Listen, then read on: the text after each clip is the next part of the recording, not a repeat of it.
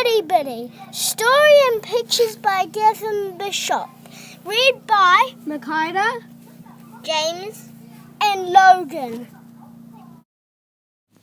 It was a hot and windy day in the mountain. The large flock of sheep was searching for grass amongst the rocks and spiky spinar plants.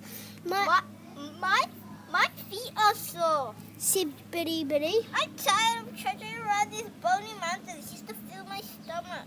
She sat down and stared into the distance when a rainbow sprang into the air. Just where I want to be, thought Bidibidi. You'll get left behind, said a shrill voice behind her. It was Stella the Kia. Go away, muttered Bidibidi crossly.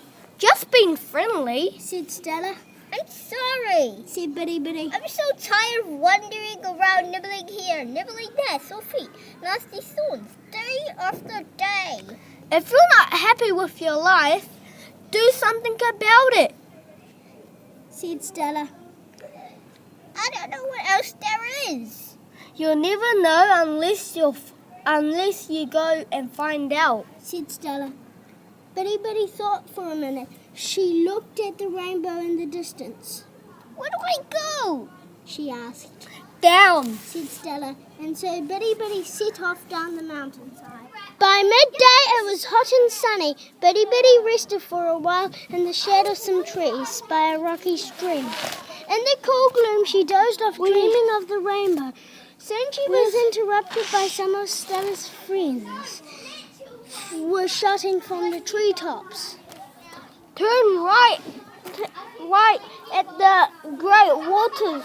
Take care of the desert hotel and beware of the wire with claws. Bidibidi looked up. Why was closed? The desert hotel? Great waters! she cried.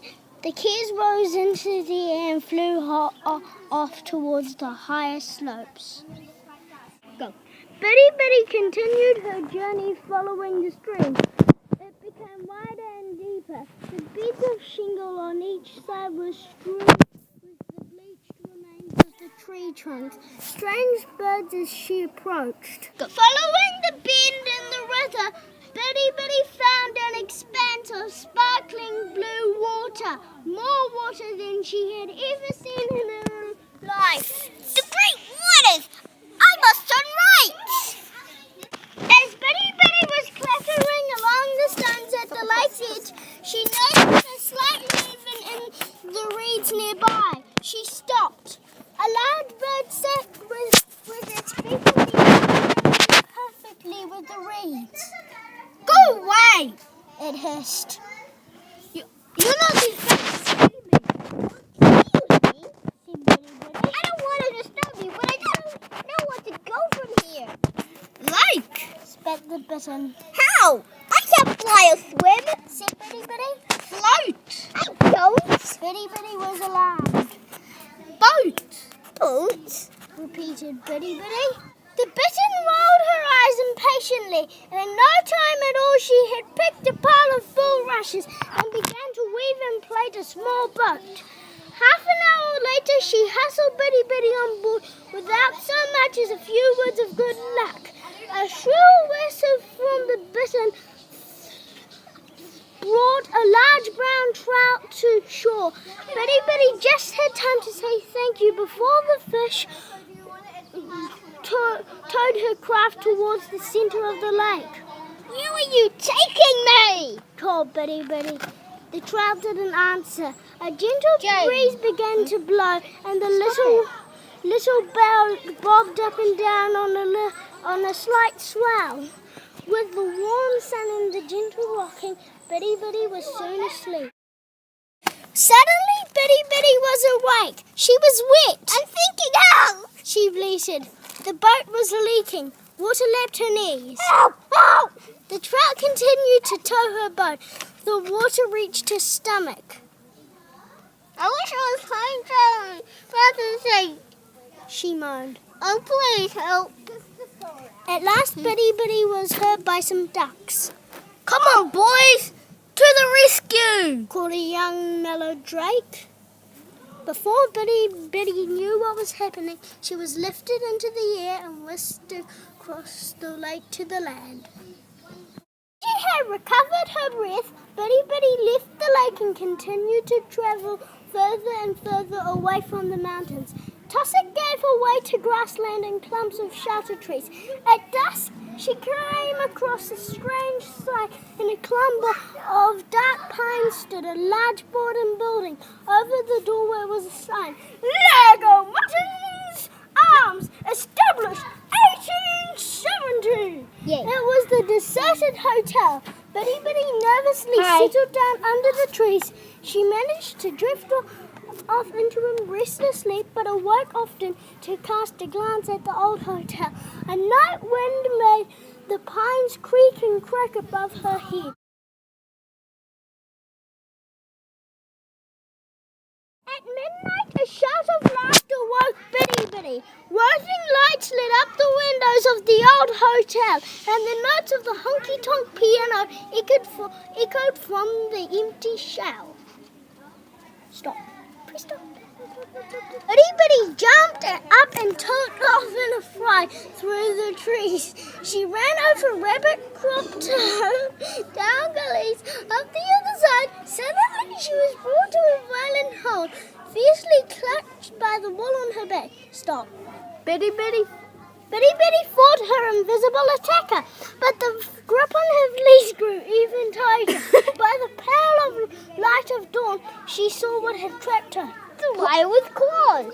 She breathed feebly, thinking of the keys.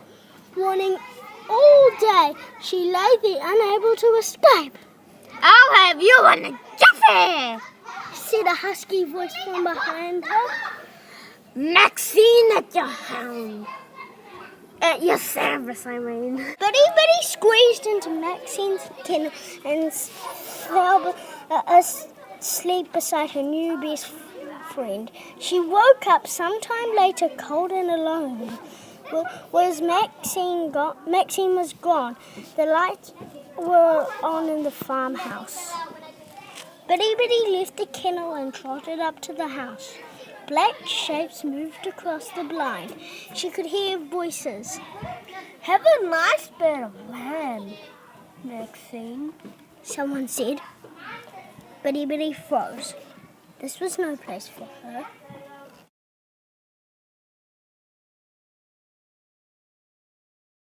Bidibidi ran from the farmhouse as fast as she could, on and on through the night. I am going home. She panted. Morning was late in arriving. The sky was dark and cloudy, and Bidibidi heard the descending notes of the grey warbler. A thunderstorm was brewing in the hills ahead. As she ran for the shelter, the storm suddenly crashed around her. Lightning flashed and the thunder shook her empty belly. A torrent of water blocked the entrance to her shelter. Gradually the storm grew quiet and the rain stopped. A crescent of coloured light leapt from a rock and soared through the parting clouds down into the distant valley. Delicate tinkling sounds filtered through the moist and sparkling air. Bidibidi scrambled up the rocks to find an old man with a fuzzy white beard. He was dressed in an extraordinary hat. Hanging at his side was an old hurdy-gurdy. No. Rainbow Jackson, the name. He said. I make all rainbows with this old machine of mine. He patted the box. You're wet. Come have a warm by my fire. The old man's heart was warm and cozy. Bidibidi dried off in front of the fire. Why don't you stay for a while? Asked Rainbow Jackson. I could do with some company. So Bidibidi did stay, and in fact she never left. She stayed on through the rest of the summer, helping to plan the rainbow displays that were needed after thunderstorms. She stayed on through autumn when the wind brought the promise of snow.